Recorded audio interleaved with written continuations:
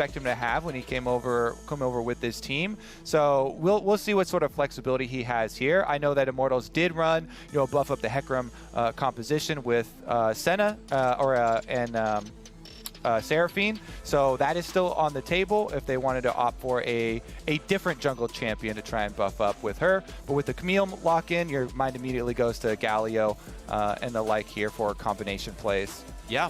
Interesting as well to see EG looking more at Kaisa than maybe a Xayah who selfishly get away from Camille. When she channels the ult, you press ult, there's plenty of time. These players will always be able to do it correctly.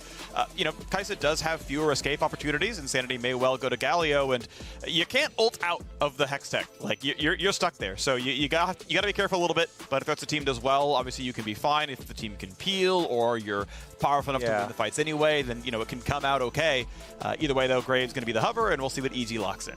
Yeah, you look for like Gragas or Azir, something that you can try and help and peel him for. And I know Deftly is a sucker for Kaisa. Huge hard eyes for this champion. He individually loves playing it and loves going in with it. So we shall see what the response here on the Immortal side. Again, you think about the big Wombo combos, and Xerxe even plays stuff like Jarvan, which is kind of fringe meta, where they would just go all in on that type of big Wombo combo.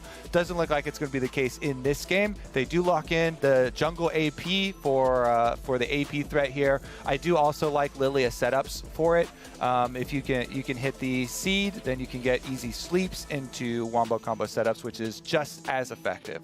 Absolutely. Always good to mix damage types. You mentioned the Gragas while we were talking about EG and in ways of saving Deftly from the dives. Of all the unbanned top laners, it's Impact second most played, so a decent chance he will go for it. I don't think you really want to Gnar in this, and even then, I mean, Mega Gnar can do okay at peeling, but yeah, Gragas, and then weak side is a totally reasonable way to go about this one.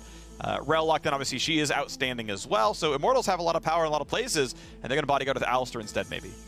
Yeah, I mean, Impact has gone for, other tank matchups, Gragas or Shen and stuff into the Camille. What I really want, Phreak, and what I was hoping for and dreaming for yesterday when Camille was picked against Impact is throw down the Jax and pick your SKT skin. I want to see Impact wearing his freaking SKT skin, straight blast from the past, and have Svenskeren play up there around this man. They've talked about it so many times in interviews how this EG team are really bonded very quickly because they all trust each other and they have confidence in each other's play, and that any one of them can carry and they can play through that lane as well. It doesn't look like it's going to be the case here, though. Let's see. Whittle down on some of the possible mid lane blinds here, because we kind of expect. Honestly, actually, they could just start it off with Impact pick and then save second counter pick for Jiizuke here. So just take down some Jiizuke champions. Syndra, Raes would probably be the two go-tos there for Immortals. Then he would be forced onto like he has played Zoe, TF, Echo, those types of things. Well, you're seeing the physical damage mid dropped away with the Lucian, the Samira off the table as well for Raes down there, so not going to get to play her. One final ban comes through. I think, yeah, Raes can make a lot of sense. Obviously, we know it's very easy for them to give Jiizuke counterpick. I don't think Insanity's going to take Raes from him, for example, so it's not like you're even contesting that one. Orianna going to be the drop instead, which is actually Insanity's most played, so going to push him down the line a bit. I actually think this Lucian ban is an AD carry Lucian ban, because I know Raes plays it and likes it into Kaisa. It is really good into Kaisa for slamming lane and trying to win that way. So a little bit of a cover there for Deftly for having the early pickup of the Kaisa. And we do get our Gragas that we've been waiting for. I love it again. Still not a huge fan of the Orianna ban when you could have banned away the Gragas we all knew was coming. Maybe they thought that the replacement was going to be just as good. Again, things like Shen were up, don't get me wrong, and maybe they're like, actually, we're afraid of Shen, so we'd rather you pick Gragas. There's logic there, but I think people all saw the Gragas coming, and it is a little weird to see that one just be left up. But it does mean, yeah, if they're going to play physical damage elsewhere, it means Seraphine can come through. Now, Seraphine mid is very, very good, especially if you want to play a more supportive style. That is a possibility, and indeed, it is Seraphine mid because Tristana's coming through. 10% chance Tristana's mid, but I don't think it's going to happen. Phreak, I love this. This is actually perfect. In our flex queues, I've swapped over to AD carry player, and the first champion I decided to main was Tristana. Yeah. It's the most fun bottom lane champion for me so far because you go Hail of Blades, you rocket jump in, Seraphine follows it up, it snares instantly off the rocket jump slow, you explosive shot and just burst them down. So exciting for possible combinations there. So yeah, it is going to be, it looks like possible bottom lane Seraphine. They could still switch it. Could be mid lane Seraphine. Of course. And it is good. It could be, they've got until 20 seconds. Insanity solo lane Tristana. Still hype though. I'm still hoping he goes Hail of Blades. Into LeBlanc. You always want Hail of Blades. There's like no choice.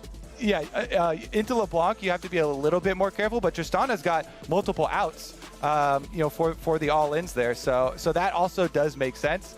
And a lot of the teams that have had this Seraphine priority have been very, very bullish with it, I feel like. FlyQuest and Immortals are the two that really come to mind. And yes, they are willing to shift around to multiple roles, but it's mainly been in the bottom lanes for them. And we haven't seen a lot of the solo lane Seraphine like we did in, you know, Niski playing in LEC and LPL. Mm-hmm. So it's going to be fun one, though, regardless. I'm always a big fan of teams that are, you know, going to try more things out. I think Tristmid is very good. I think Seraphine, as a farmer, is, you know, good and, you know, across the two roles where she makes sense. So I think that's really solid. Even Geniuses, don't get me wrong, though, have a lot of power in the right hands. Jiizuke, we talk about his Raes a fair bit, but his LeBlanc is, I think, equally as scary. Can really get a lot done of this champion. It definitely gets his tried and true Kaisa with the Alistar combo. That's like very standard. We know Ignar is outstanding at flanks, outstanding at roaming. He's got the kind of champ he wants to play. And hey, Impact got to wait till after all 5 bans got thrown out, and he gets a very comfortable tank Gragas up in the top side. So EG have the makings of a great comp that can easily win this game. And Immortals, they do have enough frontline with Destiny and with Revenge that they can, you know, throw Seraphine spells over the top and get good team fights. So, Phreak, I threw it out there. I hope he still goes Hail of Blades. And you're like, yeah, always, except for this time for Insanity. Yeah. I mean, I think Hail is just strictly better, though. Like, realistically, I agree, but he has gone for the press the attack. I mean, you can get exposure damage for your teammates for setup, but I definitely love the Hail of Blades for the all-in effectiveness of the champion. Right. Let's get trading early. He does not shy away. Gets so 3 procs to buff up that explosive. That's so dumb, though. Like, I don't know why you would ever take that trade. You always lose these trades to Tristana, so that's a hard int by Jiizuke. I think he's just never played against Tristmid in his life because anyone who's played against that champion knows better than to take that kind of trade. Yeah, in this case, he gave him all 3 auto attacks, so, you know, press attack looked really good there. But, yeah, normally you don't get to get all those autos off like that. Exactly. Now, as it progresses, too, you get full control of the minion wave because of the nature of explosive shot for Tristana. So this is going to set up Xerxe. We've been looking at him to have more of an impact for this Immortal squad. You know, ever since their first win, trying to step up. And if you have a Tristana that both pushes the wave mid, threatens turret plates like no other, being able to explosive shot and rapid fire those down and gain tower pressure as well, I think her plus the Lillia possible setup here and going for, you know, Raptor steals, getting your deep wards here by Raptors and up by Blue/Gromp are going to be pretty important for this Immortal squad. That Tristana Lillia has the potential to have so much influence. Nice ward comes down. You saw Insanity put it down right over the wall. That's going to track if Graves wants to gank through the left-hand side, unless he does something really big, like jump over the Baron wall and then go through brush. But yeah, pretty standard clear here for Svenskeren. Heavy top side, the end of the bottom side of the jungle. You know, standard, you know, looking towards a 5 or 6 camp clear before you find yourself in the rest of it.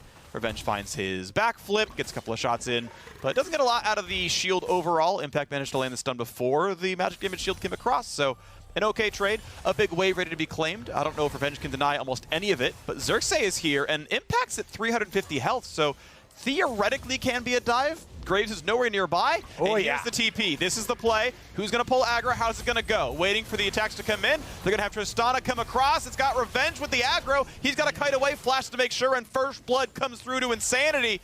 helps them deny the farm and gets rewarded with 400 gold. Teleport up to the top side. Should be able to get back to his tower too. You see Jiizuke pushing the minion wave in right now. Denies a few of the minions and gets a little turret damage, but this is well worth it for Immortals. You see the teleport channeled on the minion with tower aggro, so the wave's not even getting damaged at all. They wait for the arrival. Immediate rocket jump into explosive shot. He's toast. Revenge almost able to get out without taking one more turret shot. Flashes for good measure there. And EG, all they get to counter with is a bit of Krug health. And it's only the one large. That's not even much rewards out of the camp. Yeah. Just delays the second respawn because he leaves the second little medium Krug there. But that is not going to put any sort of dent into Xerxe's pockets. And they're so happy with getting first blood onto Insanity on this Tristana mid, which is so good at snowballing. Let's see about the reset. A couple more long swords. So he's got full inventory of the starter kit. Damage towards Destiny. Nice play by Ignar. Says, I know you're going to go for the cannon. We'll headbutt pull when it comes across. Is Aftershock Alistar, by the way. Lets him frontline and take the fights a bit more easily in the early game, since you're not relying on the ultimate for that one. So I do like that there are players who will go back and forth. I think there is definitely a time and place for Aftershock Alistar. Good to see that still in play to some degree, as Immortals are pretty close in farm down there. We were equal CS up until exactly that point. It will be one dropped overall, 39 to 40, so still pretty close down there. But it is EG getting a pretty easy recall across, and just that same 800 gold difference so far in this game, cresting towards 9. And this is interesting. Ignar, okay, gonna play it a bit more safely. Could have chosen to try to catch the wave and freeze it, but Immortals playing close enough up. Yeah, they have to stop Ignar from freezing this. Someone's got to stop the recall. Otherwise, you're gonna lose like an entire wave here. All right, this is going to cost a wave. If EG want to hard freeze it, it's going to be a lot of gold and XP lost by Immortals. Yeah, it's on the cannon, so it has a little bit of extra firepower there, but definitely arrives back. Well done, Ignar. Nice and juicy for himself. They even have a deep ward here in the side brush. No teleports available though, so guess that doesn't matter too much. Just possible through lane ganks or something like that.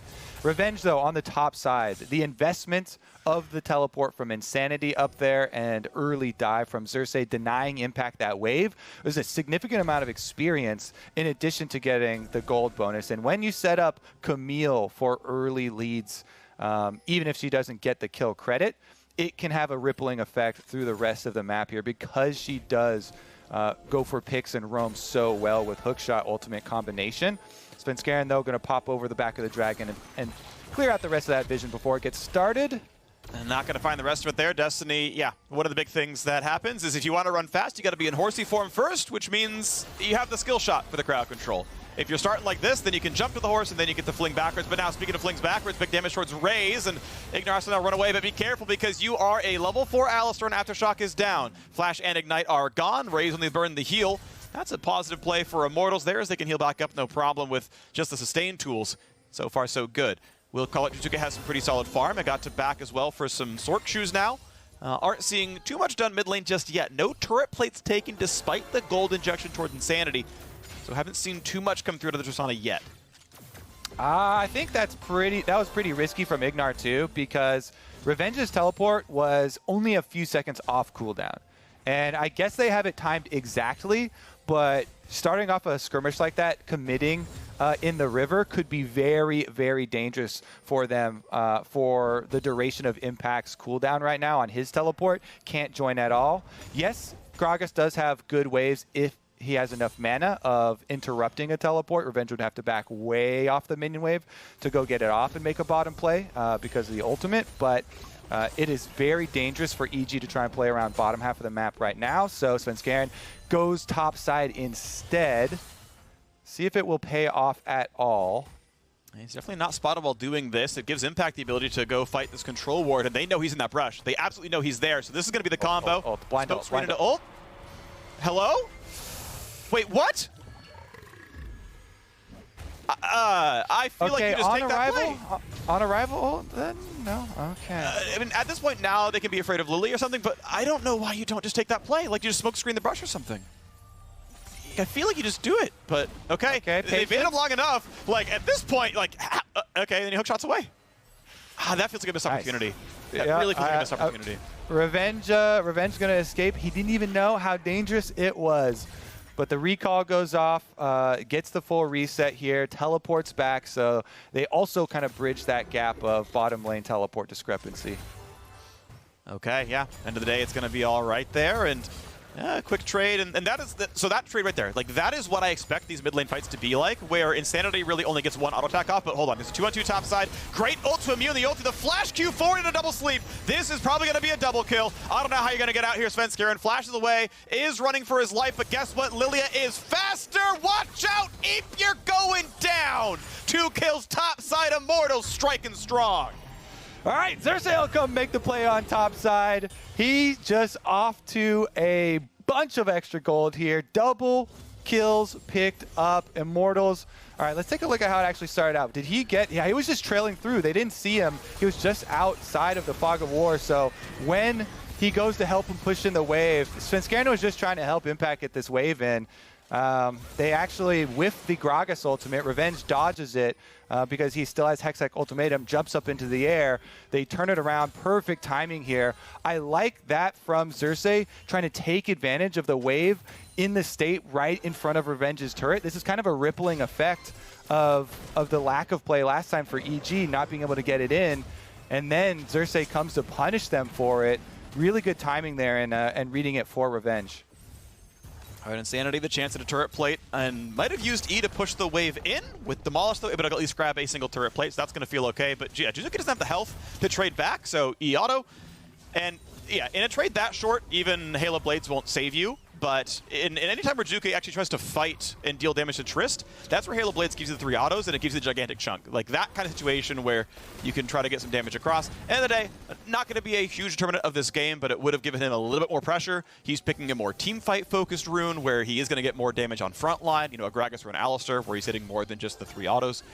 End of the day, it's just going to be ward clearing now. Bottom side, Immortals and EG still mostly trading farm back down there. Definitely with a very small CS lead, but not a big one. Seraphine's going to be comfortable. All right, meanwhile, this top side is getting worse and worse for the big boy Gragas. Camille here. Now, let's see, the wave in a little bit of a difficult spot, but he doesn't actually have too much pressure from a Graves Gragas combination. So Revenge already showing that he can easily ultimate the Gragas ultimate. Definitely has fingers, plus he's got the flash ready as well. And this is going to continue to be Camille push in, then look for those roams that could be so oppressive in the jungle. Headbutt pulled for Ignar, but the big Rell engage from Destiny. Jiizuke is ignited and running away for his life. He'll barely stay alive, but a sleepy Svenskeren's going to get Buster shut down. And now Impact is in the play, but has no cooldowns left. Jiizuke comes in for the ignite, the auto, the electrocute, and the kill. Ult comes across, finds Impact, but the jump is not going to be enough. Can't backflip for enough damage. Impact will stay alive. A close fight back and forth, overall 2-2. And because jungler down here for EG, even though they've got reinforcements and they're definitely heading down mid lane, they can't go for the dragon. Xerxe heading up top side to get that wave in for Immortals. Here's the combination. They get the re-engage from Destiny, counter-engage on Jiizuke and Svenskeren, and you see Insanity just uses the ultimate for the execute on Svenskeren right out of the sleep. Auto ultimate, enough damage, and Jiizuke trades here in the end, going in, knowing for it. Flash used as well to make sure that he's under tower, and they won't complete that dive. Topside though, ripple effect. Rift Herald into topside tower kill here, greatly accelerating this Camille. There's so much room for Revenge to work with. Revenge is going to be gigantic here. Look at the CS lead he's got. He got the share of all those turret plates. He's going to be great. Yes, Svenskeren, good job. You're going to grab the Cloud Drake. That's a nice pickup there. Impact denies the charge in the second turret, so good job to him. But you can see the gold difference here is massive. 3.8 thousand. That is huge to Immortals. And this is the debate between, you know, early dragons and a lot of focus on topside and early gold. And I love when you can get upwards of 3K. You would take that any day of the week over any sort of early dragon lead here. Immortals have such a good setup for this Camille. Triforce already completed plus lifesteal in the side lane. So Revenge is side lane king right now. Nobody can really go contest for EG, so they end up in a situation where long lane on top side, super strong Camille that they have to worry about, but Lillia also is off to such a good start that Xerxe is visiting these lanes, fishing for seeds here and possible sleeps for setup. So even transitioning becomes difficult for EG, and they're just working on their defensive vision through their own jungle right now to try and stop the bleeding a little bit. We'll see if the tourniquets work right now. Impact is walking topside to catch the waves, and it's kind of on Immortals to keep the pressure going a bit. Unfortunate for them that they did lose Dragon. That was, of course, a good play by Svenskeren to kind of answer bot lane as Herald was being summoned topside. But it means that unless Immortals can find themselves sieging more turrets, they don't have great siegers, right? So Camille, who's ahead, is in top lane and may roam down, may find Xerxe here. Okay, that can be pretty good. Impact, he is surrounded. I don't know if he has a good way out. He has ulti, but no flash. Xerxe's here on the other side in case he body slams over. Not going to get that one. Going to go for the sleep just to make sure it's all going to be okay. There's the bop. There's the kill. Xerxe is on a killing spree. Long lane, Phreak, try and get away from Camille. It's going to be very difficult. And bottom side is their weak side, but everybody's been evacuated. So EG can get something back. They'll get some turret damage, but it's going to be the same story on top side for Immortals. And why I like the choice from Immortals, after the mid lane skirmish, they head right to the Rift Herald, right to the top side, instead of going for the early Dragon. Attempt at the re-engage here from EG, but they're not going to catch anybody unawares, and Raes and Destiny actually can slip in for the defense. I actually really like it because with the Tristana, in getting ahead on these rotations with Camille pushing side lanes, you can actually annihilate these turrets so quickly if you're left alone at all. Explosive shot on those this late just blows them right up, and Immortals can then bring it together with their Seraphine Rell kind of double supportish style bottom lane with Moonstone completed to a really massive team fight as well. And of course, on the other side, you really want to try to keep Seraphine stuck in lane, right? You really want her to be stuck down there in the 2-on-2 because her item choices do not help you in almost any way in winning that battle up against Kaisa. The MR is not going to be much of the Verdant Barrier either, and Revenge trading up with the top side. The Herald going to crash into mid. Ult's coming across, Insanity burning down. Will he die to Ignite or the red buff? Just not quite. He's not dead, but how are you going to get away? There's the easy kill. Impact finds it. It took 3 people, but they knocked him down. Insanity drops. Insanity down. The tower did go down, and he did get off the extra Rift Herald charge. You see the mid lane turret took that damage, but giving away too many of those kills to EG could be very, very dangerous, especially with the amount of burst damage that they have on this team. Don't count them out as far as getting right back into it with some of these picks. So good route there from Jiizuke, locks him up with the chain. And with the extra Ignite damage, as you said, he almost sees his way out, but right into Daddy Gragas' arms right here, and back comes the collect. Yep. Easy pickup afterwards. So we get back onto this one, and we are ready to keep this game moving. The gold difference still 4,000. Moonstone number 2 comes through. Which does mean you're really light on magic damage here. It's not the worst thing ever, especially if you're just going to keep healing up your front line, but this is one of the cases where I would have probably liked to see Leandries on one of those 2 champions. Bulwark comes through as the max tier Sightstone is in for Destiny. And we're just going to hope that, there is enough damage, because obviously you're going to see an armor stat come through. Camille and Tristana are the ones with all the gold, so we've got steel caps already in for Impact. We're expecting to see more armor compared to everyone else as well. So one thing to consider is you can run out of damage if you are monotyped, and their tanks build that resistance. But the Dragon comes up in 15 seconds, and Immortals with the gold lead should be the ones to take this one. Definitely expect that to be the case. Impact does have teleport for top side, so EG do have possible options here. And whenever you have a champion like that, that can split up a team fight, if you get a perfect Gragas ultimate, there's definitely possibilities of trying to break them apart. Try and knock the Moonstones away from one target, kill off the target immediately while they're separated, and thrive in the chaos here. Jiizuke goes for a quick trade. Raes has to flash away. Insanity's on the other side of the fight. He's going to clear out mid lane, but could not be part of the 5v4. So EG through movement and better positioning, despite the gigantic gold deficit, are starting Dragon, and we're on the inside track. They've got vision control, they've got the Scuttle, they got the Control Ward, although Immortals have one as well, and Revenge not going to play flank, going to go back into the pit himself.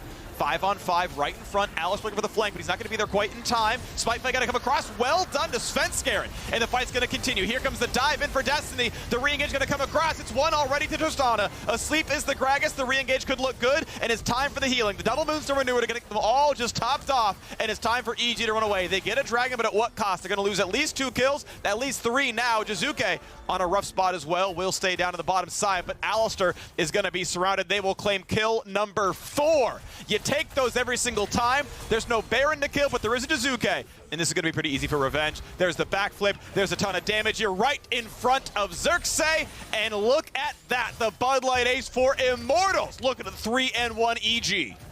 Yeah, they even get to shove out lanes and get the first reset after the deaths as well. Bottom outer tower will be picked up by Revenge as well.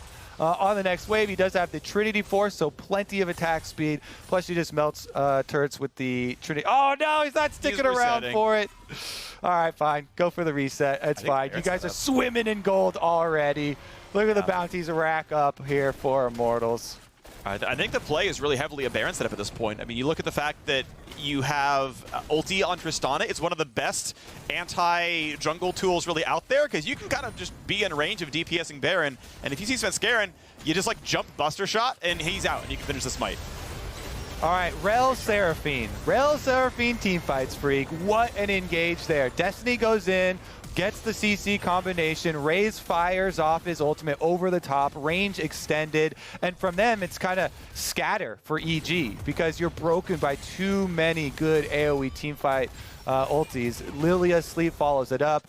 Insanity not going down in the bursts means with the double Moonstones, they survive easily and they're able to get right back out onto the field. Immortals coming back so strong. LCS is up for grabs, Phreak. Yeah. All the expected wins here going turn upside down really quickly. And in that last team fight, everybody doing their parts for Immortals too. No, big standout there as they're all able to contribute significant amount. Yeah, true. Staff Flowing Water comes through for Xerxe, which is obviously some ability power for him. That is always a weird one because you do have to land the damage in order for Moonstone to heal someone to finally get Moonstone power. So it is, a little slow going in some cases. You can't turn it on until you land a Swirl Seed on an enemy champion, something like that. So obviously it's still going for the medic build, though. Those are the items you follow for. But, compared to someone like Seraphine, where it's very easy, just like I press W. So, I got the buff. It's a little harder to apply is all. Work on your bowling accuracy a little bit. Yep. This is going to get so difficult for EG, though. But let's see it. Impact goes for the 1v1. Hits the ultimate. Yep, decent damage for the combo. And Insanity's like, you know what? I still have shield bow. Like, I can still lifesteal tank you, but we'll burn the ult just to make sure I'm safe. Didn't know if anyone else was coming around. Had a couple of wards, but there were still paths that could have been taken to surprise him. So, okay, burns the ulti, trades those back and forth. But, yeah, Impact, he can catch the wave. He can slowly regen. Insanity can be back to full off of one more camp. Or one more wave. Yeah, and they have so many options too with the rest of the map under control. You can just keep on pushing up bottom side. Tiamat completed for Revenge as well. He just annihilates those lanes. You can see Jiizuke even answering in the 1v1. Just has to sit at tower to receive. Buys them 30 seconds every single time. Destiny jumps the wall to make sure he's not going to get chased down by Ignar or anyone. Not an important cooldown to lose by any means. Xerxe getting his farm going, no problem. Gets rid of the control ward to drop out the vision. And honestly, despite the ace and the reset and all the gold income, we didn't see Immortals get really anything out of it. They didn't knock down bottom outer. They didn't knock down mid tier 2. Big chunk there, but he's still going to be rooted. I mean, wins the trade anyway, regardless. Xerxe going to go bowling. Not going to land that one, but now they will knock down the turret. But basically, the full 5 minutes passed, and really they only picked up minion waves. They finally now grabbed themselves one turret, but they didn't do much for a Baron setup. They didn't really get much taken away either. Just kind of resting on their gold lead and waiting for the third dragon so they can maybe get one on the board. Yeah, I think getting this one real quick and then transitioning your vision up the top half of the map is probably the play. They do open up, finishing off that tower now, finally, for the outer side. So it should set them up pretty decently for that play. Here we go, 23 seconds on the Dragon. They've already got mid control. They've already pushed in bot. You can see how far back Jiizuke gets to play to get the wave. And they've, of course, sacrificed top pressure because they know that, you know, it's time for Revenge to recall. We want you to be item spiked so that you are ready for the Dragon fight itself. That means EG gets to go push for the turret. And if Svenskeren went for damage, they could have knocked that turret down pretty easily. Ooh. Waiting for reinforcements, though. This time he's going to have Ignar. This is a 3v1. Revenge has to play it safely, has to be careful, and says, okay, I'll hookshot away. And that is a turret claimed, but it also means that EG are knowingly giving away control of the Dragon. So Xerxe going to go ahead and start this Dragon up. No one's going to contest. I think EG, rightly so, find an objective to trade because they knew they weren't going to contest that Dragon. Nice little chain and then W out for Jiizuke as well. Make sure he doesn't get lose a bunch of chunk of health in the side lane there while they're giving away the Dragon. As you said, gave it up knowingly, just getting some gold back for themselves. Impact on top side. EG still have options here. Again, Gragas and Alistar engage if they can. You know, find this flank combination to the outside. Definitely can make some moves here and try and, you know, follow up. LeBlanc and Kaisa, both very mobile carries, can easily capitalize on one of those picks very quickly. But Immortals really like their setup here. They have such good control. All you have to do is reset to go grab your control wards, move them all over to this Baron's side, light up the red quadrant of EG's jungle, and you won't have too much to worry about for the constant threat of these Barons. Revenge feels so good in these side lanes. Level lead for himself as well on anybody that even tries to oppose him, plus the full Ravenous now complete. So he just annihilates the waves, full health constantly, and threatening the really strong all-in. Yeah, gonna feel real comfy up there, level 15. And yeah, top lane may be the point of pressure, going bowling through the wards. Does not quite catch Ignar as he comes back to his side of the map. But still, the ward's coming across. Destiny gonna spot out the Raptors, knows what's going on there with Svenskeren. He's just gonna clear and leave. Destiny is recalling on a ward, so definitely gonna stop that recall. Could have waited a few seconds and, you know, denied it longer. Regardless, though, it is still sweep into the ward kill, and Immortals, they have not. Oops. Nice try. Recall number. Yeah, he's still working on the equestrian skills here. Not able to get over the back of the pit, but you know what? Wasn't even trying anyways. I'm just recalling. Yeah. It's just down. Wanted the shield, because now with the shield, you're not gonna get a Kaisa W won't stop your recall. So that was the real play, you know. That helped just make sure that it wasn't gonna be a bad recall anymore. That was all it was. And okay, we still have the 7,000 gold difference. We know the Dragon was given over, and it is still Immortals playing a very you game. This is one thing that, you know, a lot of these, I mean, I don't even really want to call Immortals that much of a development team. Like the majority of the roster actually have, you know, years of experience. I mean, Revenge is a true rookie, and Insanity only played for part of the year on Immortals, but otherwise, it's people with, like, you know, 3 years each of experience. So I do want good shot calling out of this roster. It is, you know, veteran heavy, and I don't know. I don't like exactly how slow they're playing this game. It feels like they could do more to contest for Baron, but they are going to force the ulti out of Ignar. They won't get him to flash, but it does mean you've got a pretty low health Alistar who can't contest as easily for the Baron setup. Yeah, I mean, every sort of contest is a group effort here. They have to all push to secure each other's safety, as you see. Safety in numbers, Phreak. Huddle up, get behind Big Boy Impact. He can go for the face check, move in, get your vision down, and that has consequences because it allows Immortals to fully spread, play all 3 lanes. As you see, you can just permanently keep Insanity and Revenge split pushing. Tristana with Rocket Jump, with Buster Shot, very safe on the sides, as we've seen him definitely err on the side of more caution and safety, just Buster Shotting, just disengaging from anybody who tries to contest. They both have great AoE and can keep the side lanes and pressure in their favor, while also retaining these wards over around Baron and trying to slowly increase the lead over EG until this Dragon arrives and kind of, you know, brings them to the other side of the map. Honestly, Immortals have a decent amount of turn as well. It doesn't have to be, you know, going on Baron, using all of their sustain and their health to kind of infinitely tank it and lure out EG. They've got, if you hit a Swirl Seed, you can get a really big turn. Long range engage from the Rell Seraphine combo we already saw, but now Destiny under attack. Takes some decent damage, down to 1k. Has to flash from the Alistar engage. Xerxe is around, gonna find a double sleep. Is the re-engage gonna be good? Alistar ult pops, still charmed, and it hits 2 more. That's the might have engaged they wanted. They found the CC, and they're going to find a whole bunch of kills. Deftly's gone, and Impact is going to be third up. EG can only run away. You thought you caught Destiny, but his goal was to make the fight happen in the first place. Immortals going to get an easy look at Baron with only Svenskeren and Ignar alive. The encore range is just so crazy, Phreak. When you bounce it off multiple members, extending the range here, locking up Jiizuke off of the tanks, and now they've got full control over Baron. Insanity and Destiny over the back of the wall, chasing him out of town. That's going to give you the rest of what you want. You can't miss this smite. If you tried, it's going to come through, and the gold lead is now 10,000. Ignar gets himself found out, has to flash away, does stay alive, but that is the only play Immortals needed. Get the quick reset, get back on the map, and claim the next dragon. That's that turn, Phreak. We're talking about the tools here for Immortals from the bottom lane with tremendous CC for themselves. Good flash by Destiny to avoid the combo. They kite out enough and wait for the teleport to start channeling, then sleep into Encore. Hits all three of them. Just Goomba stomping over EG members. Insanity's in there real quick. Oh my goodness, that looks like so much fun, honestly. They chase them all down, clean up the Baron, as you know, and Immortals are right back out to it. You'll love to see resurgences like this in the LCS teams that had dropped off a couple of games. Immortals on fire.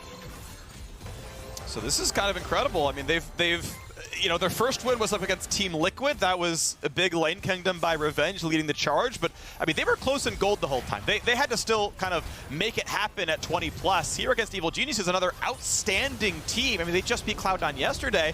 They're getting another great set going here. Ignar going to be knocked down. The chase, maybe Jiizuke, not quite going to be enough. Revenge losing health, but he's just going to survive anyway as he's healed back up from his teammates. Immortals just in complete control the entire time. There was a great top lane play, and then every single team fight has been better and better and better. Destiny going to take a little bit of damage here, but I mean, honestly, he's going to be fine overall. EG just stuck in their base, 4v5.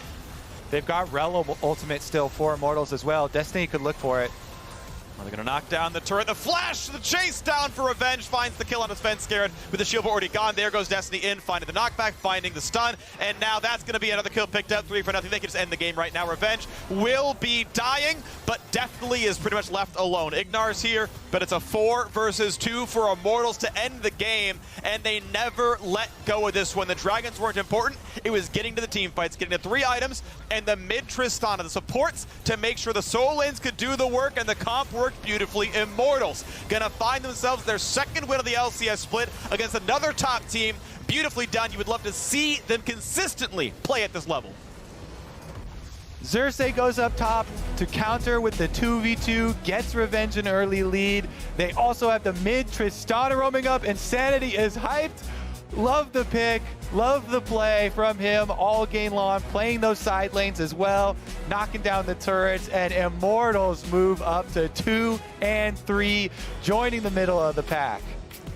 Very interesting. Based on how the records are right now, they're technically outside of playoffs still, but there are so many more games to play. You know, the midseason showdown is going to be after every team plays 18 games. We're only 5 in right now, so the other 13, like, obviously they can make the rest of the way up. And I just want to know which of the 2 Immortals teams we're going to see for the rest of the year, because they've taken down Team Liquid off of Lane Kingdom and good mid-game shot calling. They've taken down EG off of just slaughtering the game overall. Bot went equal in a couple of supports, and they crushed solos in jungle. But they've also dropped 3 games by getting smashed. So I want to know, can they play to this level the whole time? Because if they do, this is an outstanding team. Yeah, I mean, they definitely can. Consistency is now what Phreak is looking for. Don't want to see disappointed Phreak anytime soon. Really big congratulations to them for this win, though. I thought this one was super clean. Really like the picks as well and how they utilize them effectively. You know, also so much healing on them. They felt very secure in turning a lot of these team fights. Good Rell Seraphine usage. I don't think that combination gets through anytime soon, especially with how priority just individually Rell has at the moment and how so many supports have put in the time on that champion, but really well executed too. Yeah, I think Seraphine is a very, very, very strong champion. I think every team should have it in the pool, and that means you need to have comps that work around the champ, right? You get the early Rell, and you're like, all right, cool, we got it. And you're like, wait, Seraphine got through the second round of bans. We should play Seraphine as well. Okay, we need a comp then that can work with Seraphine Rell, which means we need kind of a marksman carry mid laner. And yes, we saw the Lucian ban come through, and yes, Insanity played that one once before, but well, you didn't ban the Trist as well. And if that's gone, is Quinn going to be the play? Like, there has to be a pool of champs that you can play around these kind of compositions. And I'm glad that Immortals have it, right? I'm glad Insanity has the pool so that when the draft goes this way and you get these outstanding options, Kobe, I know you think Rell is the best support, and I think Seraphine is maybe the best bot laner. So you need comps that work with these champions, right? You our need powers to have the combined. Yeah, by our powers combined, you could ignore this bot lane, and they outscale you because the support is so good, as long as the solos work. And they did, right? And so that's kudos to Revenge, it's kudos to Xerxe, and it's kudos to Insanity for making that all work together because, yeah, top lane won, jungle mid helped, mid lane had the pressure, they got Rift Herald out of it, they donated all of it to the Camille, and Insanity was still doing really, really well, even though he wasn't getting the attention. He was leaving to get stuff done. So well done to Immortals. Beautiful game. Congrats on the win. Now, that is all for me and Kobe, but after the break, we will hear from Insanity in the Verizon post-game interview and join the State Farm analyst desk to wrap up the day.